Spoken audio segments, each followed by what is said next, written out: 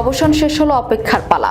জাতীয় অর্থনৈতিক পরিষদের নির্বাহী কমিটির সভায় চূড়ান্ত অনুমোদন পেল পদ্মা ব্যারাজ প্রকল্প। প্রকল্পটির প্রথম ধাপ বাস্তবায়নে 34,497 কোটি টাকা অনুমোদন দিয়েছে সরকার।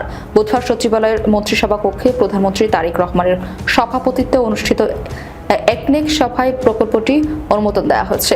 একনেক সভায় মোট 16টি প্রকল্প উপস্থাপন করা হয়। এর মধ্যে 11 নম্বর কার্যতালিকায় রাখা হয়েছিল পদ্মা ব্যারাজ প্রকল্প। এর আগে প্রকল্পটি কয়েক দফায় একনেক সভায় উপস্থাপন করা হয়েছিল। অন্তর্বর্তী সরকারের সময় প্রকল্পটি একনেক সভায় উপস্থাপন করা হলেও অনুমোদন দেওয়া হয়নি। দীর্ঘ প্রতীক্ষিত পদ্মা ব্যারাজ প্রকল্পের মূল লক্ষ্য হল শুষ্ক মৌসুমে পদ্মা নদীর পানি সংরক্ষণ ও নিয়ন্ত্রণ করে স্বাদু পানির প্রবাহ ফিরিয়ে আনার পরিকল্পনা করা হয়েছে। জুলাই 2026 থেকে জুন 2033 মেয়াদে প্রকল্পটি বাস্তবায়ন করা হবে। একনেক সভায় উপস্থিত থাকা একজন কর্মকর্তা বলেন, পদ্মা ব্যারাজ প্রকল্পের চূড়ান্ত অনুমোদন দেওয়া হয়েছে। সংশ্লিষ্টরা বলছেন, প্রকল্পটি বাস্তবায়িত হলে দেশের প্রায় 37% মানুষ সরাসরি উপকৃত হবে।